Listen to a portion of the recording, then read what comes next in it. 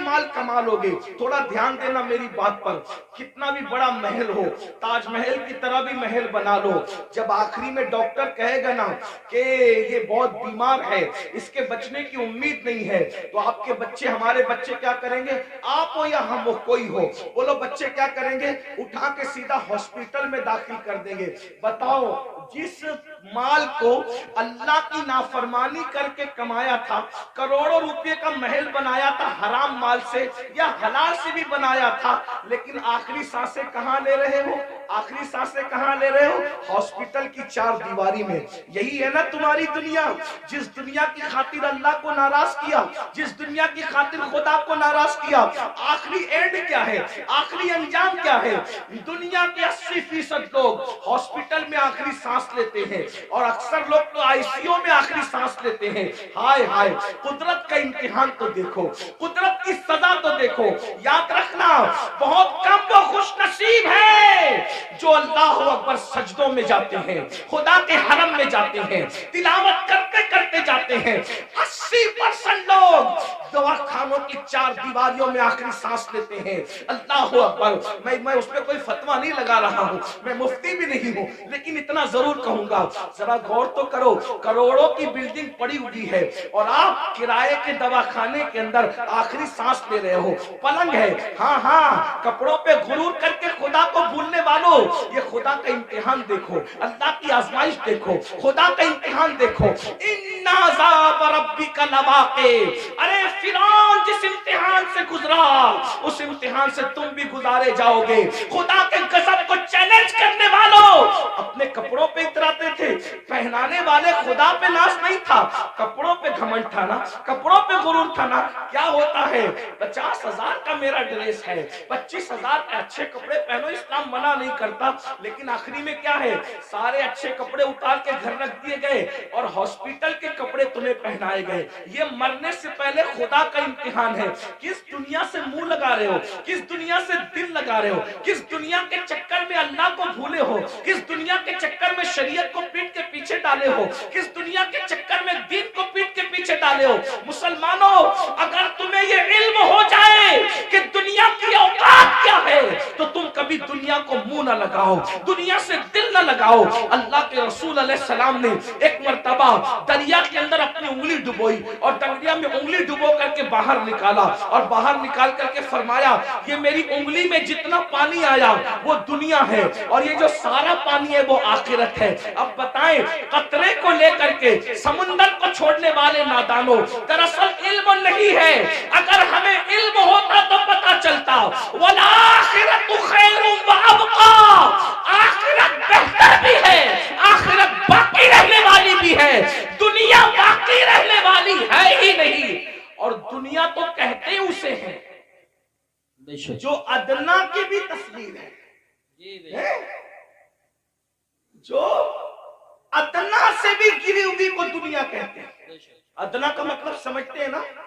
ادنا کا مطلب چھوٹا، اور دنیا، دنیا اور اس سے بھی گری ہوئی، جس کا نام ہی دنیا ہو، حقیر۔ لیکن یہ پتا، ہم سمجھتے دنیا کوئی بڑی چیز ہے، ارے نادان، دنیا کہتے ہی حقیر کو ہے، ایسی حقیر کہ اس سے زیادہ کوئی حقیر نہ ہو، جیسے بہتر، بہتر، بہترین، فضل، افضل، درجات بڑھتے ہیں نا۔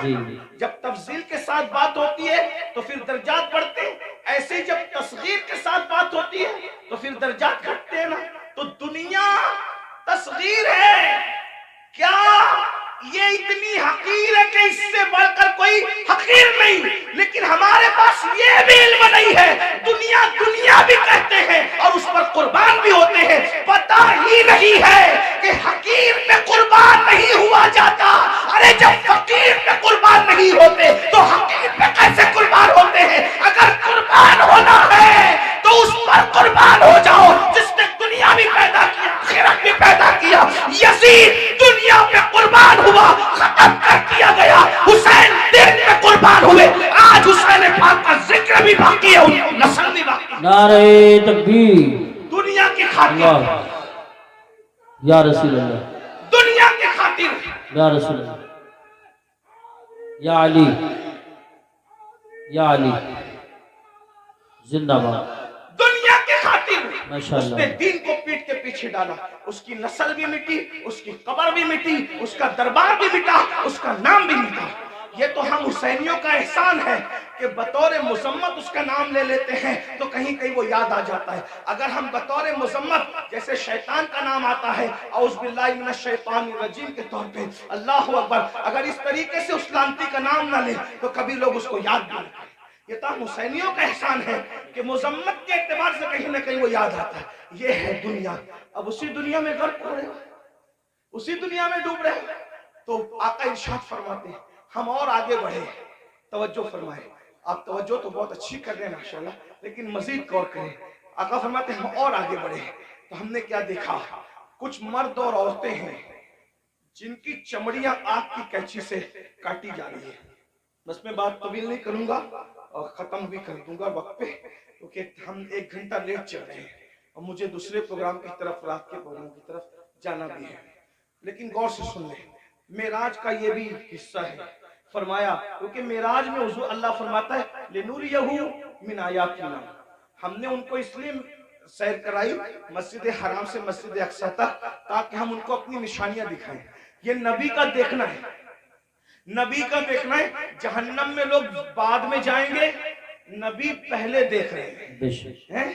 جہنم میں لوگ بعد میں جائیں گے، نبی پاک پہلے دیکھ رہے ہیں۔ توجہ کریں، یہ نبی کا دیکھنا ہے، یہ نبی کے دیکھنے کی شان ہے۔ پھر بھی کچھ لوگ کہتے ہیں کہ نبی کو غیب کی خبر نہیں۔ میں نے کہا نادان، اگر یہ غیب نہیں ہے تو پھر غیب کسے کہتے ہیں؟ حضور دیکھ رہے ہیں، جہنم میں جانے سے پہلے جہنمیوں کو اللہ دکھا رہا ہے۔ فرماتے ہیں ہم نے دیکھا کہ جہنم کے اندر کچھ لوگوں کی چمڑیاں آگ کی کینچی سے کاٹی جا رہی، آگ کی کینچی سے، اور وہ چیخ پکار رہے ہیں اور ان کی چیخ سنی نہیں جاتی۔ کیسے سنی جا سکتی تھی؟ رحمت للعالمین ہے۔ حضور فرماتے ہیں جہنم کی آگ کی کینچیوں سے چمڑیاں کٹ رہی تھی۔ اس پہ ذرا دھیان دیں، دنیا کی آگ نہیں اور دنیا کی کینچیاں بھی نہیں، جہنم کی آگ، جہنم کی کینچی اور چمڑیاں کٹ رہی، وہ چلا رہے ہیں۔ میں نے پوچھا جبریل یہ کون لوگ ہیں؟ اس میں مرد اور عورتیں ایک ساتھ تھے، وہ ننگے تھے، مرد اور عورتیں ایک ساتھ تھے، ننگے تھے، ان کی چمڑیاں کٹ رہی تھی آگ کی کینچی سے اور چلا رہے تھے۔ پوچھا جبریل یہ کون ہے؟ جبریل امین نے کہا یا رسول اللہ صلی اللہ علیہ وآلہ وسلم، یہ آپ کی امت کے وہ لڑکے اور لڑکیاں ہیں، وہ مرد اور عورتیں ہیں جو سج دھج کر گھروں سے اس لیے نکلتے تھے، لڑکے اس لیے سج کے نکلتے تھے کہ ان کو لڑکیاں دیکھیں، اور لڑکیاں اس لیے سج دھج کے نکلتی تھی کہ ان کو لڑکے دیکھیں، اور ایک دوسرے کے فتنے میں بدکاری میں مبتلا ہو جائیں، تو یہ ان کو آگ کی کینچی سے آج کاٹا جا رہا ہے۔ دیکھیے سجنا سنورنا برا نہیں ہے، لیکن اس لیے سچ کے نکلنا کہ لوگ میری طرف گناہ کے حوالے سے مائل ہوں، بدکاری، ورنہ سج کے نکلنا تو میرے نبی کی سنت ہے۔ بے شک، ام المومنین سیدہ عائشہ صدیقہ فرماتی ہیں کہ جب حضور گھر سے نکلتے تھے اگر آئینہ میسر نہیں ہوتا تو حضور پانی میں اپنی شکل انور دیکھا کرتے تھے، تو میں کہتی تھی حضور آپ بھی؟ تو آقا فرماتے ہیں عائشہ اللہ حسن والا ہے اور وہ حسن کو پسند کرتا ہے، اگر کوئی بندہ گھر سے سج سنور کر زینت کے ساتھ نکلتا ہے تو جس کے پاس جاتا ہے اس کی بھی اور جو جاتا ہے اس کی بھی اللہ دونوں کی مغفرت فرما دیتا ہے۔ سبحان ہمارے اللہ، یہاں تو نماز کے لیے بھی سج سنور کر مسجد جانے کا حکم ہے، لیکن افسوس اس بات پر ہے سجنے پر اسلام اعتراض نہیں کرتا، سنورنے پر اسلام اعتراض نہیں کرتا، زینت کرنے پر اسلام اعتراض نہیں کرتا۔ اسلام یہ کہتا ہے کہ اچھی نیت کے ساتھ زینت کرو، یہ نیت سے زینت کرنا، عطر لگانا، خوشبو لگانا اور اپنی شکلوں کو سنوارنا کہ معاذ اللہ مرد اس طرح سے کرے کہ عورتیں ان کی طرف متوجہ ہو اور بدکاری میں مبتلا ہوں، اور عورتیں اس لیے سجے سورے کہ مرد ان کی طرف متوجہ ہو کر بدکاری کے اندر مبتلا ہو جائے۔ میرے آقا صلی اللہ علیہ وآلہ وسلم کی کنیزوں سے ایک بات کہنا چاہتا ہوں، سنورنا عورتوں کو ضرور ہے لیکن باہر نکلنے کے لیے نہیں بلکہ اپنے شوہر کے لیے۔ یہاں تک فرمایا گیا جو عورت اپنے شوہر کا دل خوش کرنے کے لیے بنتی اور سنورتی ہے، اللہ تبارک و تعالی ایسی عورت کو نفل نماز پڑھنے سے زیادہ ثواب عطا فرماتا سبحان ہے۔ اللہ، لیکن یہاں بازار میں جانے کے لیے نہیں سنورنا، वलीमे में जाने के लिए नहीं संवरना, बाहर निकलने के लिए नहीं संवरना। औरत को अगर संवरना है तो शौहर के लिए संवरना है। और एक बात भी अपनी बहनों से कह दूं, अल्लाह के रसूल अलैहिस्सलाम ने तो यहां तक फरमाया, जो औरत इत्र और खुशबू लगाकर अपने घर से निकलती है कि वो खुशबू मर्दों को अपनी तरफ माइल करती है, ऐसी औरतें क़यामत के दिन ज़ानिया औरतों की हैसियत से उठाई जाएगी। अल्लाह अकबर। ज़िनाकार औरतों की हैसियत से उठाई जाएगी। औरतों को बाहर निकलते वक्त तो खुशबू भी नहीं लगाना चाहिए और बुर्का भी उनको ऐसा पहनना चाहिए कि इतना ढीला ढाला बुर्का हो कि माँ अल्लाह अकबर के पहनने वाली औरत जो है वो उसका जिस्म छोटा है या बड़ा है, उसका जिस्म दुबला है या मोटा है, इस बारे में किसी को अंदाजा ना हो। इतने ढीले और इतने भद्दे कपड़े पहनने चाहिए बुर्के के हवाले से। लिबास अच्छा पहनो लेकिन बुर्के का कपड़ा भद्दा हो, बुर्के का कपड़ा चमकीला ना हो, बुर्के पे डिजाइन ना हो। इमाम गजाली रहमतुल्लाह अलैह ने आज से 900 साल पहले फतवा दिया था कि डिजाइन वाला बुर्का पहनना जायज नहीं है। 900 साल पहले औरतों को डिजाइन वाला बुर्का पहनने से मना कर दिया गया।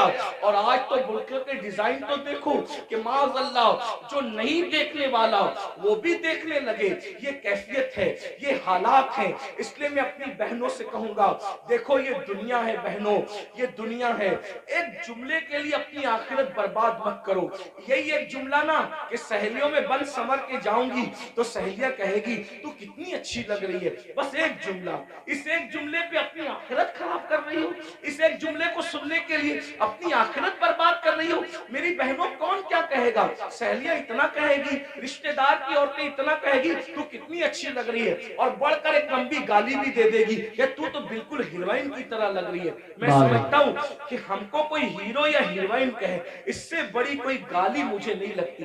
क्यों? इसलिए कि हीरो हीरोइन कौन है? ये वो लोग हैं जो स्क्रीन के सामने आके ज़िना करते हैं, ये नाचते हैं। तो किसको हमको नचनिया, भाई अगर कोई कहे कि तू मौलाना लग रहा है तो मौलाना का मतलब क्या? इल्म वाला। मौलाना का मतलब क्या? शरीफ। मौलाना का मतलब क्या? नमाजी। मौलाना का मतलब क्या? मुत्तकी, परहेजगार। अब अगर कोई कहे कि तू तो हीरो लग रहा है, तू हीरोइन लग रही, तो आप मुझे बताएं कि वो लोग क्या क्या करते हैं। मैं किसी से नफरत नहीं करने की बात कर रहा हूँ, मैं कोई नफरत की बीज नहीं बोलने आया हूँ, लेकिन एक बात कहता हूँ, स्क्रीन पर आकर के ज़िना करते हैं कि नहीं करते? फाहिशा औरतों से भी ज्यादा गंदे ये लोग हैं कि फाहिशा औरतें तो छुप करके घरों में ज़िना करवाती हैं, लेकिन ये तो स्क्रीन पर आकर के ज़िना करते हैं, कैमरे के सामने आकर ज़िना करते हैं, बदकारियां करते हैं। और तुम खुश होते हो कि मुझे तो ये कहा जा रहा है, फिल्मी अदाकारा से तशबीह दी जा रही, मैं कितनी अच्छी लग रही हूँ। मेरी बहन ये गाली। और सुन लो, एक ऐसा गंदा जुमला सुनने के लिए तुम अपने नबी को नाराज कर रहे हो, तुम अपने खुदा को नाराज कर रहे हो। अल्लाह अकबर। इसलिए मेरी गुजारिश है, ये दुनिया हमेशा नहीं रहने वाली, ये दुनिया ने हमेशा नहीं रहना, दुनिया ने खत्म होना है। बल्कि दुनिया जब खत्म होगी हमारी जिंदगी तो दुनिया खत्म होने से पहले ही खत्म हो जाएगी। और बुजुर्गों ने फरमाया कयामत जब आएगी जरूर आएगी, लेकिन उसकी कयामत तो उसी दिन आ गई। कब आ गई उसकी कयामत? जिस दिन हमारी रूह का रिश्ता हमारे जिस्म से टूट गया, जिस दिन हमारा इंतकाल हो गया, उसी दिन हमारी कयामत आ गई। अब हम आखिरत की तैयारी नहीं कर सकते। मैं अपनी बहनों से पूछना चाहता हूँ और आपसे भी कहना चाहता हूँ, कभी तसव्वुर किया, अपनी कब्र का तसव्वुर किया? एक दिन हम कब्र में जाएंगे, जरूर जाएंगे, कब्र के अंदर दाखिल होंगे, जरूर दाखिल होंगे। सोचो तो सही, वहां का अंधेरा सोचो। जाना तो है, उसका कोई इनकार कर सकता है? नहीं कर सकता।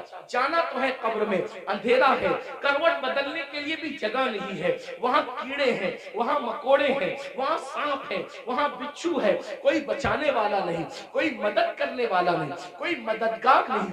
जरा मेरे भाइयों गौर करो, मेरी बहनों गौर करो, वो वक्त कैसा होगा? थोड़ी देर के लिए, एक लम्हे के लिए तसव्वुर करो, वो वक्त कैसा होगा जब इन गोरे गोरे खूबसूरत नरम नाजुक गालों को कब्र के कीड़े खा रहे होंगे।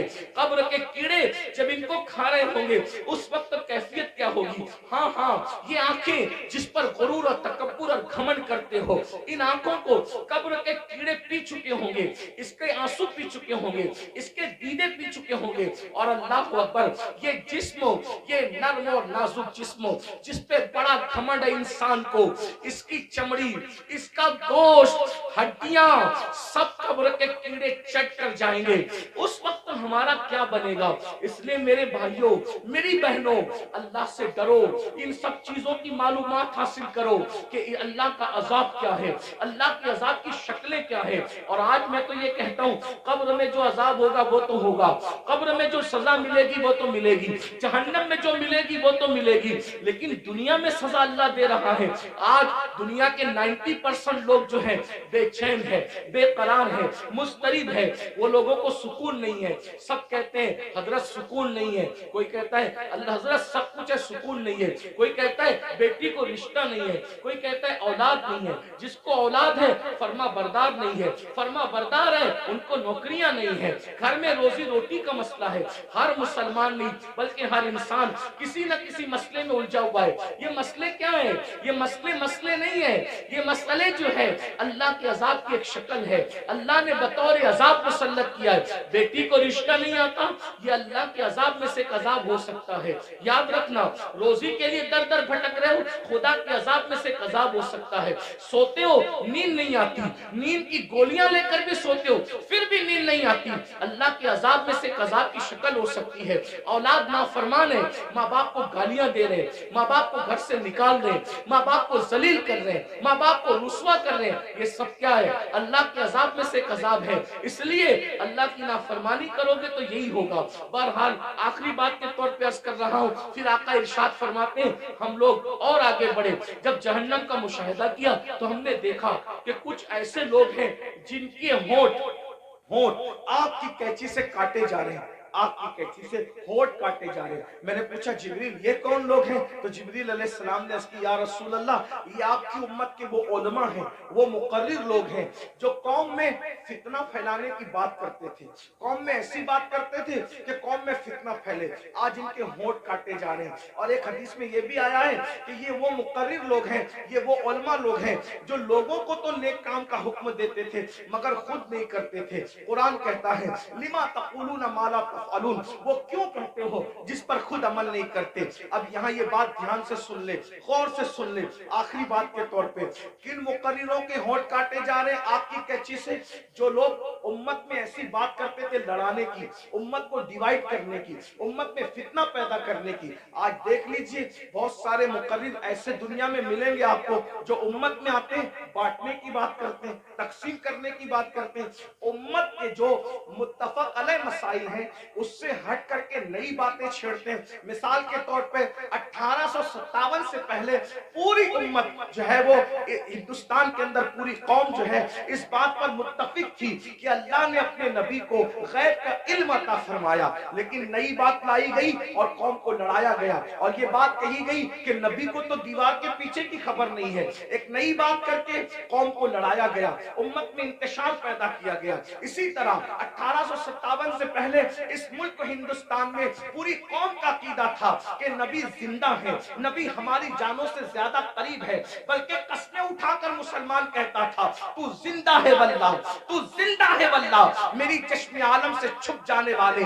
लेकिन ये बदतरीन उलमा, वो अल्लाह अकबर बिदती उलमा, वो बदतरीन खल्क है, अल्लाह अकबर, वो बदतरीन खुतबा जिन्होंने ये बात फैलाई कि माज़अल्लाह नबी मरकर मिट्टी में मिल गए, कौम को लड़ाया कि नहीं लड़ाया। इसी तरीके से आज भी कुछ लोग ये काम कर रहे हैं कि अल्लाह अकबर सहाबा और अहलुल बैत के अकीदे पर, यानी सहाबा की मोहब्बत और अहलुल बैत की मोहब्बत पर पूरी दुनिया के लोग कायम है, पूरी दुनिया के मोमिनीन कायम है। लेकिन एक तबका मुकर्रिरों का ऐसा है कि वो अल्लाह अकबर अहलुल बैत की मोहब्बत के नाम पर सहाबा को तान करता है और कौम को लड़ाता है। और कुछ लोग ऐसे हैं जो सहाबा की मोहब्बत के नाम पे अहलुल बैत को शैतान करते हैं और उम्मत को लड़ाते हैं। याद रखना, आज कौम के साथ जो खिलवाड़ करना हो कर लो, लेकिन आखिर मौत है, मौत, मरना सबको है, अवाम को भी और खुतबा को भी। इसलिए खुदा के लिए आपसे भी कहता हूं, ऐसे लोगों का अलैकार न बनो जो सहाबा के नाम पर अहले बैत पे सवालिया निशान खड़ा करते हैं, और ऐसे लोगों का भी अलैकार न बनो जो अल्लाह अकबर अहलुल बैत के नाम पर सहाबा को गालियां देते हैं। वल्लाह, सहाबा हमारी एक आंख है और अहले बैत हमारी दूसरी आंख है। हम दो आंख वाले हैं और हमारे एक हाथ में सहाबा का दामन है और एक हाथ में अहलुल बैत का दामन है। अल्लाह अकबर, सहाबा वो है जिन्होंने इस्लाम फैलाया है और अहले बैत वो है जिन्होंने इस्लाम बचाया है। हम फैलाने वालों का भी एहसान मानते हैं और बचाने वालों का भी एहसान मानते हैं। नारे तकबीर, नारे रिसालत, मसलके आला हजरत, नारे तकबीर, हजरत अल्लामा मौलाना। जहां हम करबला की जंग को भूल नहीं सकते कि वो इस्लाम बचाने की जंग थी, वही हम बद्र और उहुद को भी भूल नहीं सकते कि वो इस्लाम फैलाने की जंग थी। जहां हम करबला के फाका कशों को नहीं भूल सकते, वही हम बद्र उहुद के फाका कशों को भी फरामोश नहीं कर सकते। करबला वालों को रसूलुल्लाह ने अपने कंधों पे उठाया है, तो बद्र, उहुद और खंदक और खैबर वालों के लिए कुरान कहता है वल आदियाति दबहन फल मोरियाति कदहा। ए महबूब, जो तेरे पीछे घोड़े दौड़ाते हैं और उनके घोड़ों की टापों से जो धूल निकलती है, हम उन घोड़ों की टापों से निकलने वाले धूल की भी कसम उठाते हैं। जिनके घोड़ों के पैरों से लगने वाली धूल इतनी कीमती है कि अल्लाह उसकी भी कसम कुरान में उठाता है। कुरान तो पढ़ो ना, कुरान तो पढ़ो। सहाबा को क्या समझोगे? अरे सहाबा का घोड़ा इतना कीमती है कि उसके पैर से जो मिट्टी लगती है और उससे जो धूल उड़ती है, अल्लाह उस धूल की कसम की भी और उस धूल की भी कसम उठा करके बताता है, जिसके घोड़ों की टाप से लगने वाली धूल हमारे नजदीक इतनी कीमती है, तो सहाबा का घोड़ा कितना कीमती होगा। और जब वो सहाबी का घोड़ा कीमती है तो उसमें बैठने वाला सहाबी कितना कीमती है। जरा गौर कीजिए। इसलिए ईमान बचाना है तो एतदाल के मसलक पे रहिए, और ये फिक्र एतदाल 14वीं सदी में जिन उलमा ने दी है, उसके सरदार को इमाम अहले सुन्नत कहते हैं, और वो अहले सुन्नत का इमाम कहता है अहले सुन्नत का है बेड़ा पार, असहाबे हुजूर नज्म है और नाव है, इतरत रसूलुल्लाह की। तो वो खुतबा जो फितना फैलाते हैं, वो ये भी कहते हैं भाई मजार पे क्यों जाते हो, मजार पे जाना तो शिर्क है, ना जाओ मजार पे, फितना फैला। हम कहते हैं आप जरा होश से बात करें, क्या मजार पे जाना शिर्क कैसे हो सकता है? रसूलुल्लाह ने मजार पे जाने का हुक्म दिया, और तो क्या माज़अल्लाह हुजूर मजार पे जाने का जो हुक्म देकर क्या शिर्क का हुक्म दे रहे? माज़अल्लाह, क्या हुजूर अलैहिस्सलाम ने ये नहीं फरमाया? आका फरमाते हैं कि मैंने तुमको पहले कब्रों पे जाने से मना किया था, अब तुम कब्रों पे जाया करो, क्योंकि कब्रों पे जाओगे तो तुम्हें तुम्हारी आखिरत याद आएगी। लोग इसको भूल गए, वो कहते नहीं जाना चाहिए, शिर्क है। एक बात आपसे कहता हूँ आखिरी में, मजार पे जाओ कोई शिर्क नहीं, बल्कि अल्लाह के रसूल ने तो 6 साल की उम्र में जो पहला सफर किया तो अपने वालिद के मजार पे भी तशरीफ ले गए। और बुखारी मुस्लिम आप उठा करके देखें, सियासता उठा के देखें कि हुजूर अलैहिस्सलाम शोदाए उहुद के मजारात पे खुद तशरीफ ले जाते थे। शोदाए उहुद के मजारात पर अल्लाह के रसूल खुद तशरीफ ले जाते थे। सैयदुल शोदा अमीर हमजा के मजार पर सैयदा फातिमा ज़हरा खुद तशरीफ ले जाती थी। गौर फरमाएं, आप गौर कीजिए, मजार पे जाना शिर्क नहीं है। लेकिन एक बात आपसे सुन्नियों से कहना है, मेरे भाइयों से, मजार पे जरूर जाओ, लेकिन सुन्नत के मुताबिक जाओ। आज हमारी सुन्नी कौम अपने मसलक को खुद बदनाम करते हैं। वहां जाकर कुछ लोग इल्म न होने की वजह से सजदा करते हैं। हमारे मजहब में, इस्लाम में सजदा करना अल्लाह के सिवा किसी को जायज नहीं। आप गलती करते हो। देखो, अगर कोई मुसलमान शराब पीता है तो क्या इसका इल्जाम इस्लाम पर आएगा? बोलो भाई, بتائیے صحیح کہہ رہا ہوں غلط کہہ رہا ہوں؟ کیسے؟ اگر مسلمان شراب پیے تو کیا اس کا الزام اسلام پر آئے گا؟ بولے نہیں آئے گا، کیونکہ اسلام نے شراب حرام کیا ہے۔ اب کوئی شراب پی رہا ہے تو یہ اس کی اپنی نادانی ہے، اسلام کا اس میں کوئی قصور نہیں ہے۔ تو اگر معاذ اللہ کوئی جاہل ان پڑھ قبر پہ جا کے سجدہ کر رہا ہے تو اہل سنت اس کی تائید کبھی نہیں کرتے۔ ہمارے امام سیدی اعلیٰ حضرت نے تو پوری کتاب لکھی الزبدۃ الزکیہ، سجدے تعظیمی کی حرمت پر آپ نے پوری کتاب لکھی۔ تو غیر اللہ کو سجدہ تعظیمی حرام ہے، اور معاذ اللہ اگر عبادت کی نیت سے کرے تو شرک ہے۔ یہ ہم اہل سنت کا مسلک ہے۔ سجدہ کرنے کے بارے میں ہم سنیوں کو لوگ بدنام کرتے ہیں، جھوٹ بولتے ہیں، تجاوز عارفانہ سے کام لیتے ہیں کہ ہم تائید کرتے ہیں۔ ہمارے کسی سنی ذمہ دار عالم نے کبھی قبر پر سجدہ کرنے کی اجازت نہیں دی، اس کی تائید نہیں کی۔ بھائی اگر ہم قبروں کو سجدہ کرتے تو پھر ہم مسجدیں کیوں بناتے؟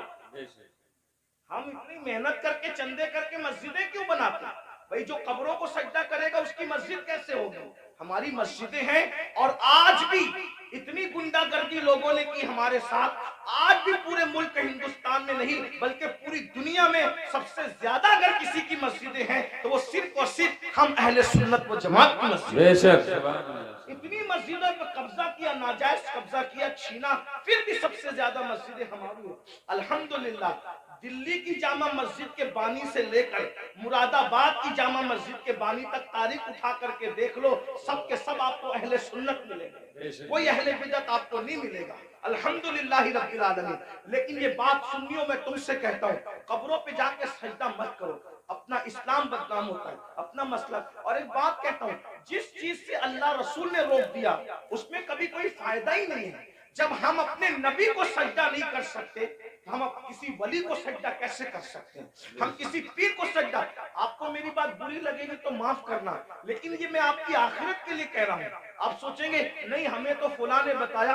ایک بات میں آپ سے کہہ دوں، آپ کس کے مرید ہیں؟ آپ کہیں گے میں قادری سلسلے میں مرید ہوں، کوئی آپ کہیں گے میں چشتی سلسلے میں مرید ہوں، کوئی کہے گا میں نقشبندی سلسلے میں مرید ہوں، کوئی کہے گا میں سہروردی سلسلے میں مرید ہوں، کوئی کہے گا میں مداری سلسلے میں مرید ہوں، کوئی کہے گا میں وارسی سلسلے میں مرید ہوں، کوئی کچھ۔ سب سلسلے جو حق ہے، جتنے بھی سلسلے حق ہیں، سب سلسلے ہمارے سر اور آنکھوں پر ہیں۔ لیکن یہ علماء کی موجودگی میں ایک بات میں آپ سے کہوں ذمہ داری کے ساتھ، یاد رکھیے کسی بھی سلسلے سے مرید ہونا اس وقت تک کام نہیں آئے گا جب تک کہ تم پہلے شریعت کے مرید نہ بنو۔ بے شک پہلے شریعت کے مرید بنو پھر قادری ہونا کام آئے گا۔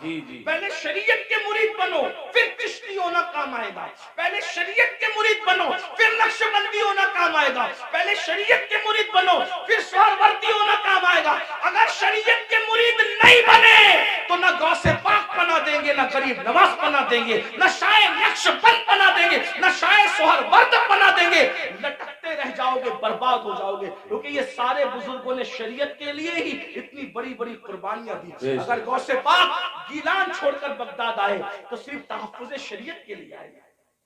یہ غریب نواز اپنا وطن چھوڑ کر، بلکہ مدینہ منورہ کے مدرس تھے غریب نواز، 3 سال مسجد نبوی میں حدیث کا درس دیا۔ اگر یہ سب کچھ چھوڑ کر کے ہندوستان آئے شریعت کے تحفظ کے لیے، اسلام کی خاطر آئے، ورنہ اور کیا لالچ کی ان کو؟ کیا کوئی تخت پہ بیٹھنا تھا، کوئی تاج حاصل کرنا تھا، کسی کی کٹیا پہ حملہ کرنا تھا، کسی کی زمین پہ قبضہ؟ کچھ بھی نہیں، ایک ہی مقصد تھا، بھٹکے ہوئے آہو کو پھر سوئے حرم لے جائے۔ دین کے لیے آئے تھے، اس لیے اللہ کو اپنی مرضی سے راضی مت کرو، اللہ کو اللہ کے بنائے ہوئے قانون سے راضی کرو، اللہ کو اللہ کی مرضی سے راضی کرو۔ تو یہ قبروں پہ سجدہ کرنا حرام ہے اگر سجدہ تعظیمی ہے تو، اور اگر سجدہ عبادت ہے تب تو مشرک ہو گئے، ایمان ہی نہ رہا۔ اسی طریقے سے قبروں پہ جاؤ تو بزرگوں کے طریق پر جاؤ، ہاتھ باندھ کر باوضو جاؤ، اور کم سے کم 2 ہاتھ دور کھڑے رہو، اور بزرگوں کی ولیوں کی قبروں کی ایسی تعظیم کرو جیسا ان کی ظاہری حیات میں مل جاتے، جیسے تعظیم کرتے ویسے تعظیم کرو۔ بتاؤ کیا اگر غوث پاک غریب نواز اور بزرگان دین ہمیں مل جاتے تو ہم ان کے اوپر ایسے لٹکتے، ایسے لٹکتے، ان کے اوپر ایسے گرتے پڑتے جیسے قبروں پہ گرتے پڑتے؟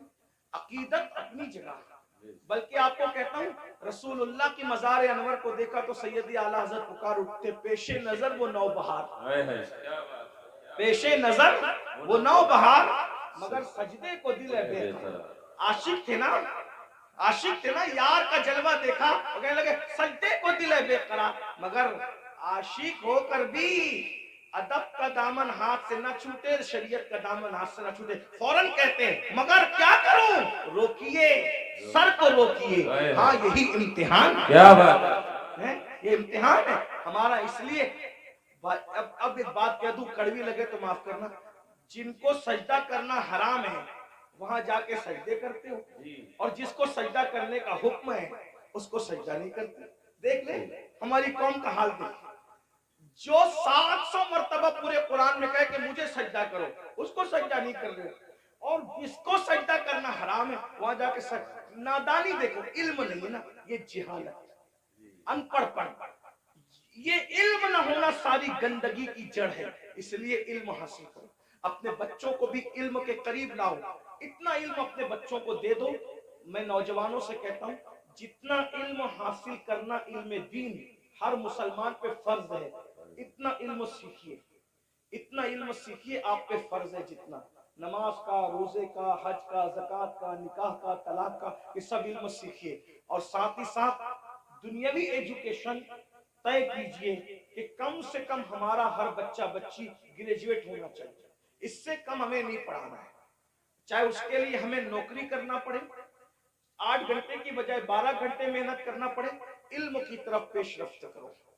और ये सिर्फ जलसों की हद तक नहीं, अहद करके उठो कि मुझे, हमारे माहरेरा के मशाइख ने ऐलान किया, आधी रोटी खाएंगे, बच्चों को पढ़ाएंगे। अगर आधी रोटी खाना पड़े तो खाओ, अपने बच्चों को पढ़ाओ। अगर ईद पे कपड़े नहीं बनते तो न बने, लेकिन बच्चों की फीस हमें जरूर भरना है, अच्छे से अच्छे स्कूल में उनका दाखिला कराना है, अच्छे से अच्छे स्कूल में उनको जब एडमिशन उनका करवाना है और उनको आला तालीम दिलाना है। अगर हिंदुस्तान का मुसलमान सिर्फ एक दहाई 10 साल एजुकेशन पे मेहनत कर ले, एक 10 साल, मुल्क के हालात बदले। एक शख्स कह रहा था कि हम अपनी कौम के हाथ में तलवार देंगे। मैंने कहा तुम जो चाहे करो, हम तुम्हें कुछ नहीं कहते, लेकिन हम अपनी कौम के हाथ में तलवार नहीं देंगे। हम मुसलमान अपनी कौम के हाथ में तलवार नहीं देंगे, हम अपनी कौम के हाथ में कलम देंगे, कलम।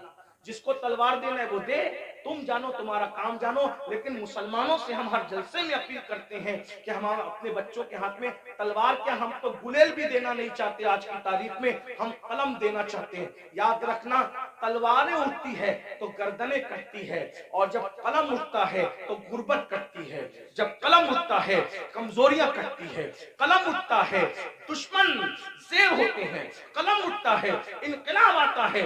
मेरे नबी कलम और किताब लेकर के आए थे, इसलिए कोई बच्चा अनपढ़ न रहने पाए।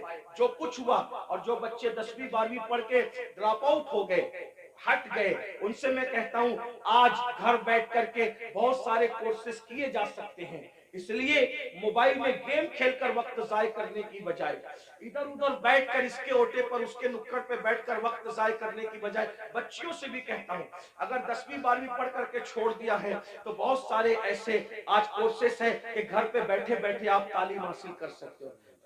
लॉकडाउन के अंदर मैं भी जो है वो 11वीं पढ़ के मैंने छोड़ दिया। मेरे 11वीं पढ़ के छोड़ने का वाकया भी एक अजीब सा है। असल में सुन्नी दावत इस्लामी के माहौल में था। मैं 11वीं में जब जूनियर कॉलेज में मेरा एडमिशन हुआ, माँ बाप की तमन्ना थी कि इसको टीचर बनाएंगे, तो खास तौर पे अम्मी की तमन्ना थी इसको टीचर बनाएंगे। मैं जैसे कॉलेज जूनियर कॉलेज में मैंने कदम रखा तो देखा कि लड़के और लड़कियां साथ पढ़ते हैं और बेपर्दा है, और 11वीं में पहुंचने के बाद सब बालिग हो गए। तो इतना शऊर नहीं था मुझे, लेकिन इतना तो था कि लड़कियों के साथ नहीं बैठा जा सकता बेपर्दा। तो मैंने टीचर से कहा, क्लास टीचर से, अब्दुल अजीज सर हमारे थे, मैंने कहा कि लड़कियों के साथ तो बैठना नाजायज है। वो हंसने लगे, बोले हैरत है इस दौर में ऐसी बात कोई करता है, तो पागल तो नहीं हुआ। मैंने 1 महीने तक के ये बात करता रहा। आखिर हमारे प्रिंसिपल ने कहा ऐसी बात नहीं। मैंने कहा या तो डिवाइड कर दें या तो फिर हम चले, और मैंने जो है वो फिर उसके बाद छोड़ दिया। मेरे सर मेरे घर तक आए, इत्तेफाक से वो मेरे अब्बा के भी क्लास टीचर रह चुके थे, मेरे भी ایک ہی اسکول میں، ہمارے ابا نے بھی پڑھا، ہم نے بھی پڑھا. تو وہاں پر وہ آئے، کہا کہ ابا، وہ کہا کہ تیرے بیٹے کو سمجھا کہ یہ پاگل تو نہیں ہوا ہے. میں نے کہا کچھ بھی ہو میں نے نہیں پڑھنا، شریعت نے منع کیا. حالانکہ آپ ایسا نہیں کرنا ہے، علماء سے آپ پوچھنا، علماء آپ کو بتائیں گے حالات کے تحت معاملات ہوتے ہیں. لیکن اس وقت ماحول ایسا تھا ہمارا، سنی دعوت اسلامی کا ماحول، تقوی کا، پرہیزگاری کا. اب تو ہم متقی نہیں ہیں، وہ پرہیزگاریاں ہی نہیں ہیں، لیکن بہرحال تو وہ ماحول تھا تو ہم نہیں گئے پھر.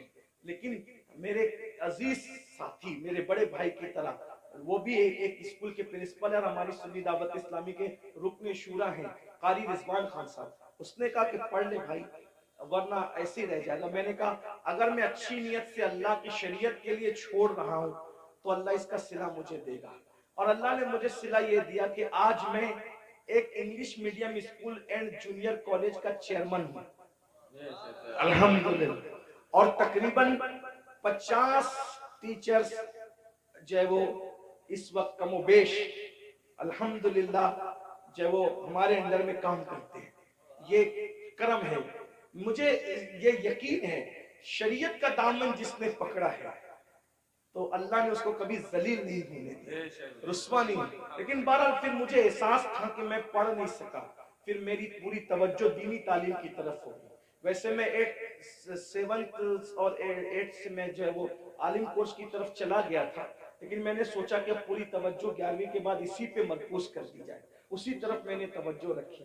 لیکن پھر مجھے احساس تھا کہ میں نے دنیاوی تعلیم کو بھی آگے بڑھا. تو لاک ڈاؤن کا فائدہ اٹھاتے ہوئے پھر میں نے ایم اے کے اندر ایڈمیشن لیا ابھی. ہاں الحمدللہ. ہاں، اور اس کے پہلے ایگزام میں شرکت کا پروگرام تھا اور اس کی تاریخ اور حج کی تاریخ سیم ہو گئی تو نہیں دے سکا. لیکن بہرحال میں نے اس طرف پیش رفت کی. اور انشاءاللہ تو آپ سے بھی میں کہتا ہوں، میں یہ آپ کو ہی کہہ کے جا رہا ہوں نہیں، میں آپ سے، میں نے خود بھی اس پر عمل کیا ہے الحمدللہ. اور میں انشاءاللہ تعالیٰ اس کی کوشش کروں گا کہ 1 سال میں اس کی تکمیل کروں جو رہ گیا ہے. بہرحال اتنی لاک ڈاؤن میں تو فری تھے تو جو ہونا تھا وہ جو کرنا تھا وہ کر لیا. لیکن اب دوروں کی مصروفیت نہیں، لیکن اللہ نے آپ کو وقت دیا، فرصت کا وقت دیا ہے. آپ جو پارٹ ٹائم کورسز ہے وہ کریں. بلکہ جو نوجوان دنیا نہیں پڑھے ہیں وہ گھر بیٹھے کورسز کا فائدہ اٹھا کے دنیا پڑھ لیں. اور جو جوان دنیا پڑھ چکے ہیں، ڈاکٹر ہے، انجینئر ہے، ٹیچر ہے، ان کو چاہیے کہ عالم کورسز بھی اب جو ہے یعنی کہ آن لائن پڑھائے جا رہے ہیں. تو آپ 2 گھنٹہ نکال کر کے علماء سے، ہمارے مفتی حارث صاحب، جامعی اور بھی سب، میں سب کے نام نہیں جانتا، ان سے رابطہ قائم کر کے معلوم کریں کہ اچھا تعلیمی نظام آن لائن کہاں ہے تو آپ بھی کریں. الحمدللہ ہمارے بہت سارے سنی دعوت اسلامی کے ایسے مبلغین جو ڈاکٹر ہیں، ٹیچر ہیں، اور انہوں نے فارمیسی کیا ہے، آن لائن انہوں نے کورسز کیے، اور وہ بہت سارے لوگ آن لائن کورسز کر کے عالم بن گئے. تو میری گزارش ہے، کام کرنے سے ہوتا ہے، علم پڑھنے سے آتا ہے. تھوڑی محنت کیجئے. جتنا ٹائم موبائل میں لگاتے ہو، جتنا ٹائم نکڑوں پہ لگاتے ہو، جتنا ٹائم ہوٹلوں پہ لگاتے ہو، جتنا ٹائم ادھر ادھر بیٹھ کے لگاتے ہو، اس کو تعلیم میں خرچ کیجئے. دنیاوی تعلیم بھی اور دینی تعلیم بھی، دونوں تعلیم حاصل کیجئے. اللہ تعالیٰ کی بارگاہ میں دعا ہے اللہ ہم سب کو عمل کی توفیق عطا فرمائے. گفتگو کے درمیان اگر کوئی غلطی ہو گئی ہو تو اللہ تعالیٰ اپنے حبیب صلی اللہ علیہ وآلہ وسلم کے صدقہ و طفیل معاف فرمائے. استغفر اللہ ربی من کل ذنب و اتوب الیہ. یہ مدرسہ جو سلطانیہ قادریہ جو ہے، اس کے ایک استاد مفتی شعیب صاحب کے والد ایک حادثے میں وہ شہید ہو گئے. اللہ پاک کی دعا کی جاتی ہے کہ اللہ تعالیٰ ان کی بے حساب مغفرت فرمائے، تمام اہل ایمان کی مغفرت فرمائے، اللہ سب کے درجات کو بلند فرمائے. السلام علیکم ورحمۃ اللہ وبرکاتہ. ایک گزارش میری آپ سے ہے جو ہمیشہ کرتا ہوں کہ آنے میں بھی ایسے دھکم دھکی. میں سمجھتا ہوں کہ اب ہمیں ڈسپلین کا مظاہرہ کرنا چاہیے. دیکھیے ہم لوگ تو گنہگار لوگ ہیں، ہماری کوئی اوقات اور حیثیت ہی نہیں. حجر اسود بھی اگر چومنے سے کسی کو دھکا لگتا ہو تو اسلام کہتا ہے حجر اسود مت چومو، دھکا دے کے حجر اسود مت چومو، استلام کر لو. تو میں تو اپنے لیے نہیں کہتا، لیکن نیک علماء کے لیے اتنا مشورہ دوں گا کہ ان سے مصافحہ کرنے کی بجائے نظروں سے علماء کی، اللہ والوں کی زیارت کر لیا کرو. ہم تو گنہگار ہیں، ہم نہ زیارت کے قابل ہیں نہ ملنے کے قابل ہیں، لیکن آپ اس کا خیال کیجیے.